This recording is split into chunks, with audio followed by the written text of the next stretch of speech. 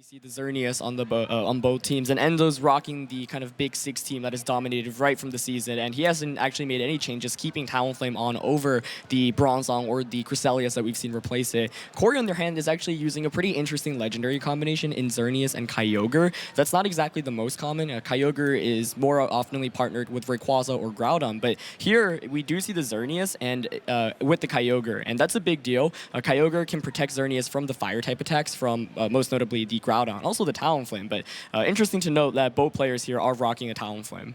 And it's not the first time that we do see Xerneas and Kyogre kind of make it to the big of a major tournament, right? Back in Collinsville, in St. Louis, back in the Winter Regionals, I actually saw that Kyogre Xerneas team take the Masters Division Championship, as both players now are ready to go. Both players are ready to send out their Pokemon.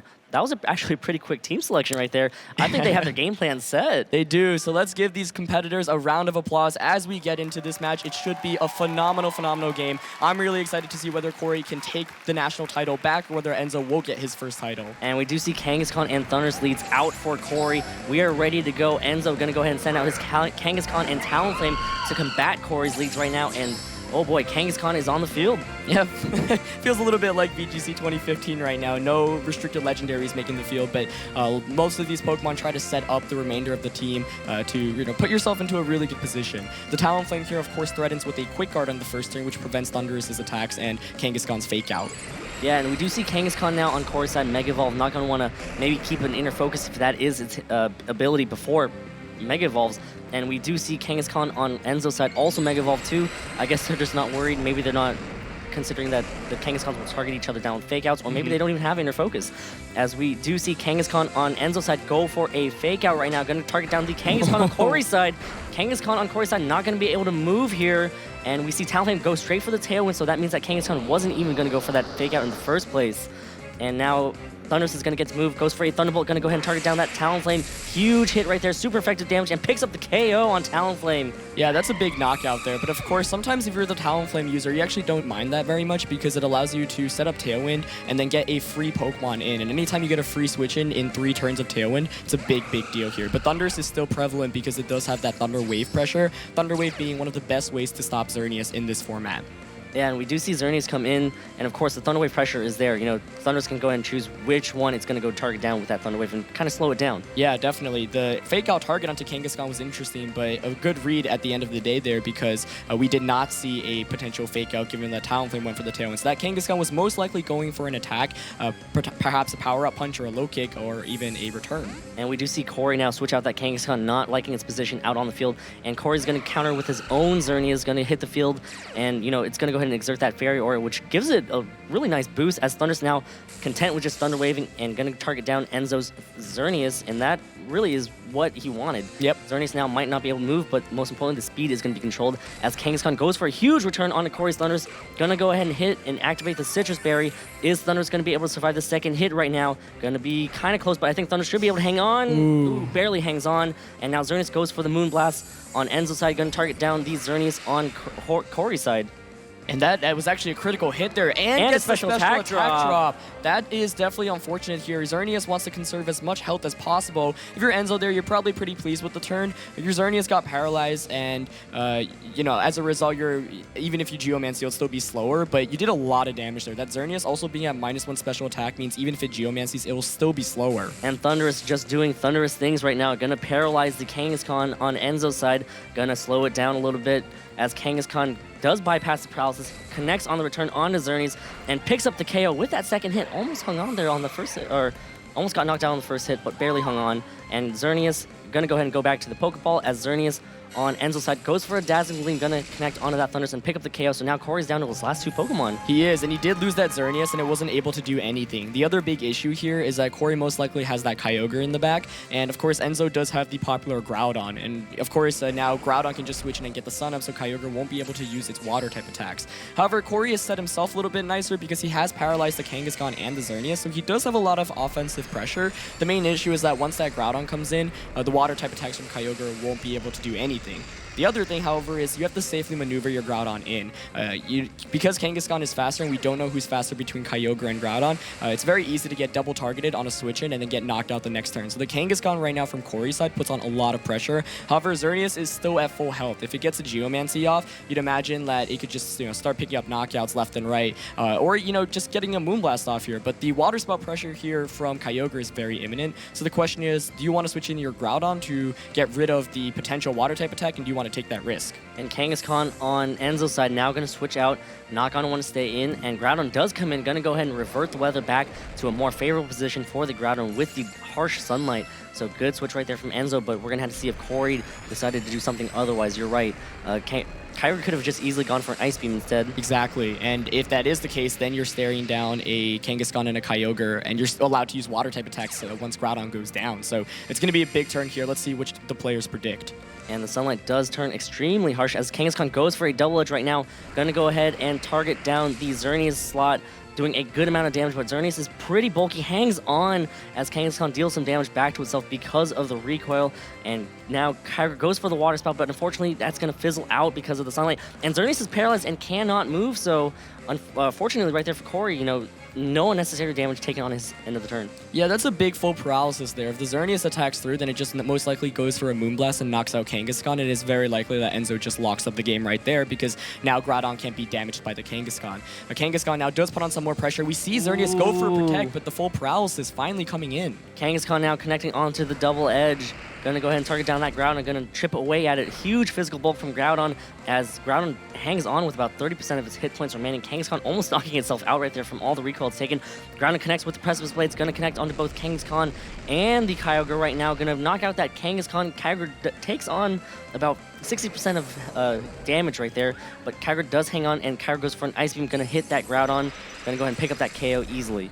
Yeah, Groudon's going to faint here, but now you can switch Kangaskhan back in. However, the Kangaskhan and the Xerneas are full paralyzed. And of course, when you paralyze, you have that 25% chance to not move for that turn. So if Cory gets some lucky paralysis in his way, he can actually still win this one. But we did get some very good information out of that last turn. That Kyogre not looking very bulky, taking over 50% from Precipice Blades. A lot of Kyogres nowadays are trained to survive that. And the Groudon on the other side looked like it was also very speedy and offensive. As we see Kyogre protect itself, not going to want to have anything happen. Kangaskhan is paralyzed. That might have been an opening right there for Cory. Oh! And the Xerneas is paralyzed, and oh boy, Cory, that was an opening right there, but of course you can't predict that. You can't. It's so hard to predict the full paralysis, but Cory actually needs all the full paralysis he get, and he just lost a big turn there, and the Sucker Punch does connect. Goes for the Sucker Punch onto that Kyogre.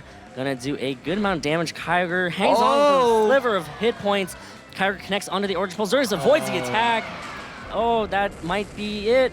We see the Origin Pulse connect onto that Kangaskhan, gonna do about 40% right there as Xerneas does bypass the paralysis and goes for the Moonblast as Enzo Reci takes game 1 here at the junior finals of the 2016 Pokemon Video Game Championships. I thought Enzo honestly managed that really well. He kind of baited the attack onto Talonflame that turn 1, and he was willing to risk the fake out onto Kangaskhan. Once that Tailwind went up, it allowed him to get a free switch, and then Cory, of course, did have the Thunder Wave paralysis to spread around, but Enzo was able to get so much damage off that one big turn where he was able to return the Thundurus and Moonblast the Xerneas, and he was able to eliminate Xerneas before he could even do anything. A lot of information was also revealed there. Absolutely. Now we know that Cory's Kyogre has both Origin Pulse and Water Spout. Yep. The Groudon moved first on Enzo's side. Could still be a speed tie there. Could be a speed tie, right? You're right. It is bulky Kyogre, or not so bulky Kyogre. Right.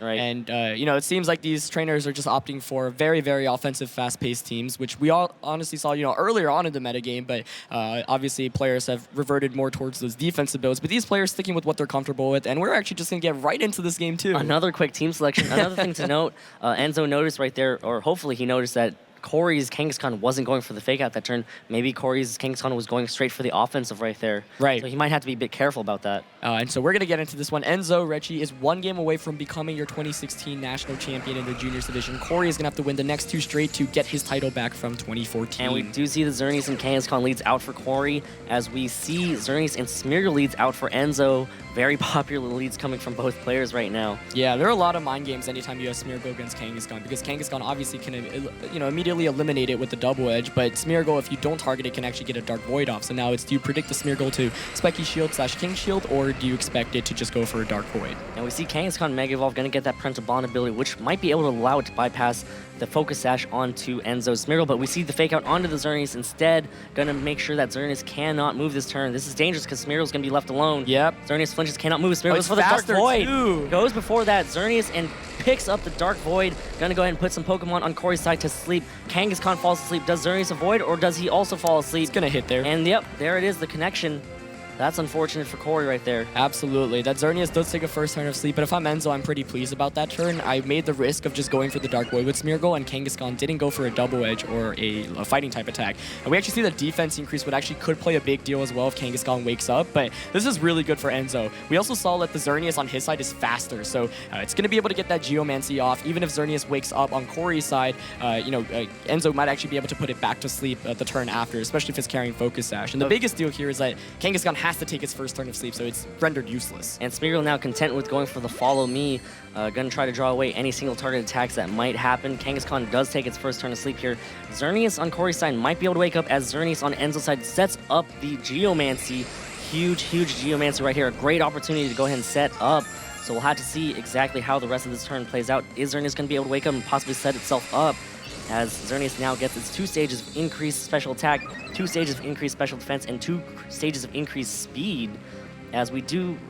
Oh, but it wakes up! Goes for a Geomancy of his own, and now Cory is kind of back in it with the setup Geomancy right there, setup Xerneas. Yeah, I mean, this is a big deal. We've got Xerneas versus Xerneas, both at +2 in all the respective stats you just listed.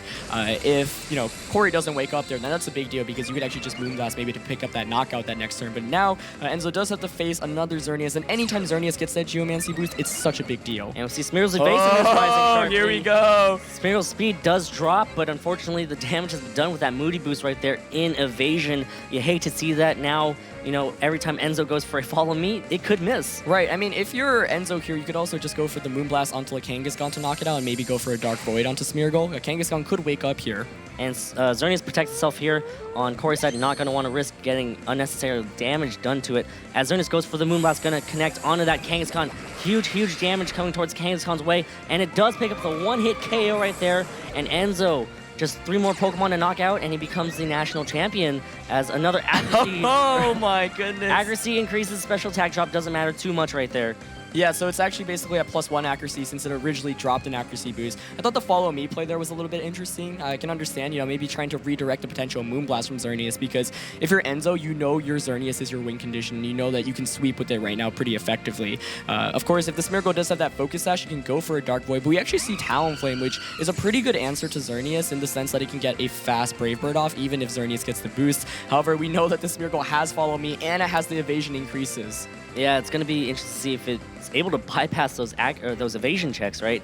Talonflame, of course, can easily hit that Smeargle, but Smeargle's known to carry Focus Sash. You had to hit it twice. Exactly, and a Xerneas Moonblast from Enzo after that Life Orb recoil, or excuse me, the Brave Bird recoil, most likely will knock out the Talonflame. And Smeargle does go ahead and go for another Follow Me. Going to redirect all the attacks. Smeargle putting the team on Enzo's back. Oh, an avoid right there from Enzo's Smeargle as Xerneas with the Moonblast onto Cory's Talonflame. Wow, and it still picks up the knockout there. Talonflame is so fragile as Xerneas on Cory's side goes for Talonflame. Smeargle avoids the attack. It does connect onto that Xerneas, but the important thing is that Smeargle's Focus Sash is still intact. Moody again, accuracy rising, and we do see the evasiveness dropping, but it's still at 1 stage of increased evasiveness. It's at +1 evasion, +3 accuracy at this point, so it can get a Dark Void off. We do see the Kyogre come in, but this is going to be a really difficult one for Cory to try to force a game 3. I don't think Enzo honestly needed any of the luck that's happened in this game because he played that first turn really well. He was able to get the Xerneas boost and get that Dark Void off, basically baiting Cory to target the Xerneas. Because, why would you not protect your Smeargle against the Kangaskhan? But that's why there's always so many mind games, and it's so hard to make the right prediction, but Enzo got the better end of it. Now the Xerneas, of course, has taken some damage, but there is still Groudon in the back, so you can shut down the water type attacks. Smeargle now going to switch out, probably going to go to Groudon to reset the weather, and we do see Groudon switch in. And one issue that I've always noticed about, Kyogre versus Groudon in terms of the Xerneas pairs is just that once Xerneas sets up with the Geomancy, Kyogre can barely touch it. Yeah, exactly. Kyogre can at most use Ice Beams. I mean, it has the Water type attacks, but that's why the Groudon Xerneas core works so well, because you protect your Xerneas from the Water type attacks. So this Kyogre is looking really good. It can't even be frozen with the Sunlight being out as well. And even then, the Geomancy allows it to have, 2 stages of increased special defense. As Xerneas now goes for the Moonblast, No gonna protect connect onto on the Kyogre. Xerneas. So the Xerneas doing the Moonblast, doing about 40% right there. Xerneas on Cory's side goes for the Dazzling Gleam. Gonna go ahead and pick up the... Oh, so close. Not- The Ice Beam. Not enough, as Kyogre does predict the switch and goes for the Ice Beam onto that Groudon. Oh my, is it? No, barely. Xerneas hangs on, and so does Groudon hanging on as well. That was a really, really clutch turn. I mean, the Xerneas was able to hang on. We actually didn't see the Moonblast target onto Kyogre. This game's going so fast. These players know what they want to do. Groudon protecting itself, not wanting to get knocked out just yet. Kyogre on Cory's side protecting itself, not wanting to get knocked out just yet.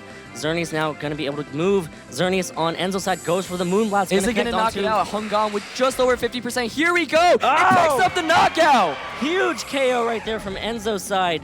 And now it's just going to be Kyogre left remaining in the sunlight, not exactly where Cory wants to be. Yeah, I mean, this was a 4-0, but I think it was actually so close at the end there, because if you're Cory and you manage to knock out that Xerneas, then your Groudon is still, now suddenly your Xerneas is such a big threat, but we are going to see the Moonblast connect. The Ice Beam is going to come out, but that's not enough. Enzo here is going to lock up the game here. Kyogre does not have enough offensive pressure against the rest of the team. And the Precipice Blades, avoids the attack. Kyogre did move first there, but there's still 2 more Pokemon left in the back for Enzo. Kangaskhan comes out, and that should seal the deal. Just going to have to go ahead and continue pressing buttons until that Kyogre gets knocked out. But Kangaskhan and Groudon, oh boy. Yeah, I mean, oh boy. Cory had the opportunity to knock out the Xerneas with the Moonblast Ice Beam double target, but he didn't go for it, and instead Xerneas was able to hang on. Very, very clutch, just with 11 HP, and that meant that Enzo could lock up the game. And Kangaskhan now Mega Evolves right here. Kangaskhan goes for the fake out. That should pick up the KO. And Enzo Reci is your 2016 Pokemon video game national champion in the junior division. Congratulations.